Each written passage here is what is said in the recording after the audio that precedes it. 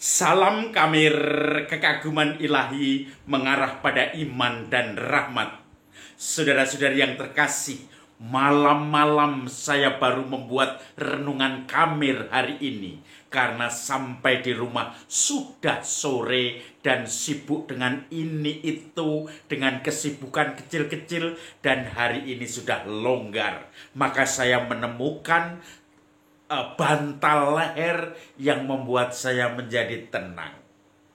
Tetapi bantal leher ini mengingatkan saya pada kalau ada sapi dua, kemudian dipasang kayu, dua pasang satu tapi itu pasangan, satu untuk kanan, satu untuk kiri, itu kayu yang kemudian nanti dipakai supaya sapi itu yang ada dengkuknya ini bisa menarik entah itu bajak untuk membajak sawah maupun menarik gerobak.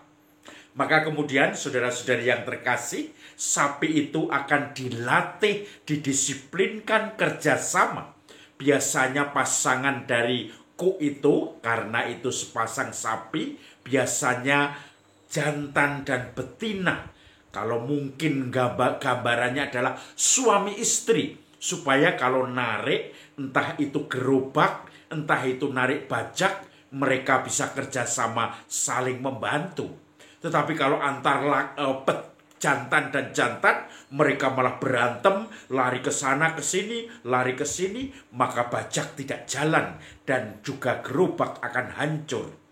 Atau kalau itu mereka tidak seia sekata, tidak mungkin jalan bersama, saling mendukung dengan seimbang.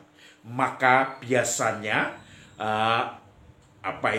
kusir atau drivernya gerobak sapi yang dalam bahasa Jawa disebut bajingan, itu selalu mengendarai sapi, gerobak sapinya supaya dua-duanya seimbang.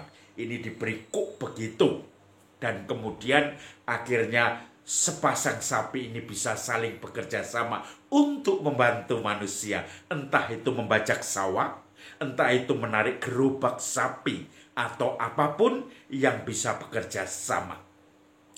Saudara-saudari yang terkasih, Injil hari ini juga bicara tentang Yesus mengatakan kepada pengikutnya, karena kelihatannya para pengikutnya sudah mulai berbeban berat. Datanglah padaku kalian semua yang letih lesu memikul beban berat. Aku akan memberikan kelegaan kepadamu. Maka pikulah piku yang kupasang dan belajarlah daripadaku, sebab aku ini lemah lembut dan rendah hati, dan jiwamu pun akan mendapatkan ketenangan. Pikulahku ini dan bebanku pun menjadi ringan. Engkau akan mendapatkan ketenangan. Saudara-saudari yang terkasih, ini menjadi gambaran sepasang sapi yang harus memikul beban itu.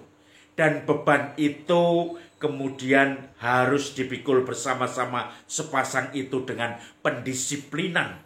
Kalau memang sapinya terlalu kuat, dia bisa menarik sendiri. Misalnya dengan karapan sapi di Madura, dia itu satu sapi atau bahkan kadang berpasangan menarik gerobak untuk pacuan sapi. Dan kemudian disebut karapan sapi.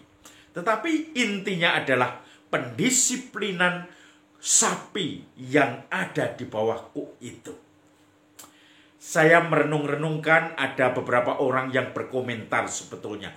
Kalau seorang imam Katolik, dia memakai stola sebelum Ekaristi, atau mungkin memberkati beberapa aneka macam sakramen tali, atau memberikan penerimaan sakramen dengan stola, itu gambarannya adalah pendisiplinan sebagai agen untuk memberikan sakramen-sakramen itu.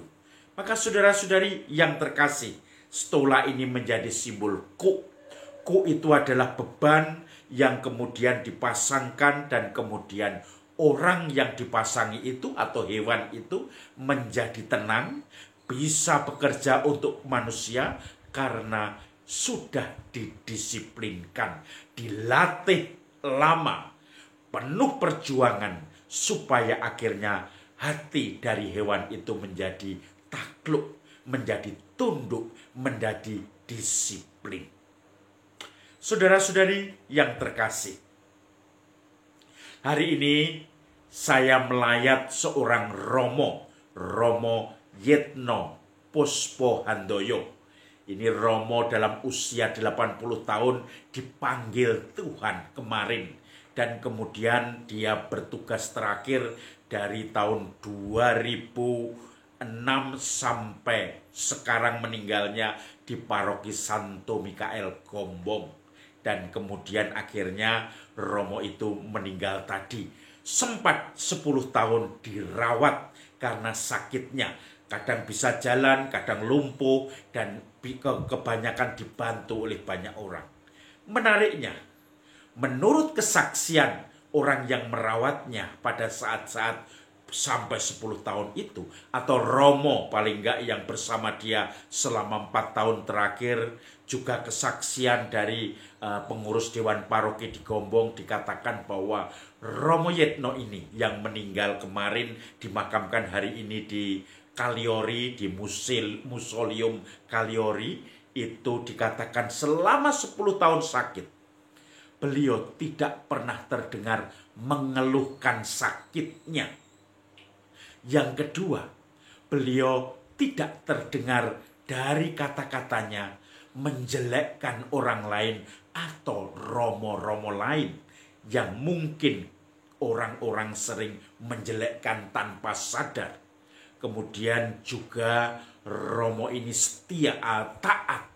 Kalau disuruh ke dokter, kalau disuruh pulang, kalau disuruh periksa atau kontrol, dia pasti akan mengikuti. Karena dia tipe Romo tradisional yang kalau superior pembesarnya memerintahkan, dia akan taat. Kalau pastor parokinya memerintahkan, dia juga akan taat. Jadi itu yang selalu dikenang. Dia juga pada masa-masa tuanya, bahkan sudah agak lama, membuat kelompok doa yang disebut kelompok Raja Wali. Itu anggotanya banyak sekali. Dia selalu memberi renungan, mengajak doa, dan anggotanya bisa di seluruh Indonesia karena di berbagai kota mengikuti kelompok itu dan selalu didukung untuk berdoa, didukung untuk selalu berbuat sesuatu dalam renungan-renungannya. Dan Romo Yetno ini juga dikenal dengan pendoa. Jadi yang terkenal selalu adalah pendoa. Perjalanan untuk kontrol ke rumah sakit selalu berdoa. Dalam masa-masa kosong diajak ngobrol, tiba-tiba ternyata dia berdoa. Kemudian yang kedua, taat kepada pimpinan. Tidak pernah keluar-keluar dari rasa sakitnya. Dan kemudian juga tidak pernah membicarakan kejelekan orang lain. Sesuatu yang harus dilatih dengan disiplin, dengan atau kekang itu. Yesus mengatakan, pikulah yang kupasang dan belajarlah daripadaku, sebab aku ini lemah lembut dan rendah hati. Saudara-saudari yang terkasih, kedisiplinan yang sudah dilatihkan oleh Romo Yetno yang meninggal kemarin dan dimakamkan hari ini di Kaliori, Banyumas, Purwokerto. Ini nampak sekali disiplin. Kedisiplinan ini membuat Romo Yetno dengan gembira dan lemah lembut seperti Kristus memikul kuknya. Kuk yang kemudian membuat dia tidak pernah sambat, mengeluh dengan penyakitnya yang dideritanya sudah bisa 10 tahun hitungannya. Juga tidak pernah menjelekkan dari mulutnya orang-orang lain, romo lain. Kemudian juga dikatakan di situ dia pendoa dan taat kalau disuruh pembesarnya atau romo parokinya atau uskup untuk berobat ke sana kemari, harus dengan treatment apa dan seterusnya. Maka saudara-saudari yang terkasih, itu hasil melatih diri untuk memikul kuk. Tentu saja pendisiplinan ini juga diharapkan terjadi pada diri kita. Ketika kita mulai dilatih dengan segala kesabaran, dilatih dengan segala tidak iri tetapi semangat ikhlas di hadapan Tuhan, dalam kondisi apapun masih selalu bersyukur. Ini sesuatu yang harus didisiplinkan dengan ketat. Ini harus dipikul dengan penuh kedisiplinan, kesabaran, dan latihan terus-menerus. Maka mari kita bersama-sama belajar untuk memikul kuk. Belajarlah daripadaku, dari Tuhan Yesus. Sebab aku ini lemah lembut dan rendah hati, dan engkau akan mendapatkan ketenangan. Mari kita bersama-sama memikul kuk ini dengan kepasrahan. Jatuh bangun, masih protes, masih ngeyel, masih menyangkal, masih bersungut-sungut. Pelan-pelan kita latih untuk sampai pada kepasrahan dan keikhlasan di dalam latihan disiplin tinggi melatih memikul kuk kita. Salam Kamir, kekaguman ilahi mengarah pada iman dan rahmat.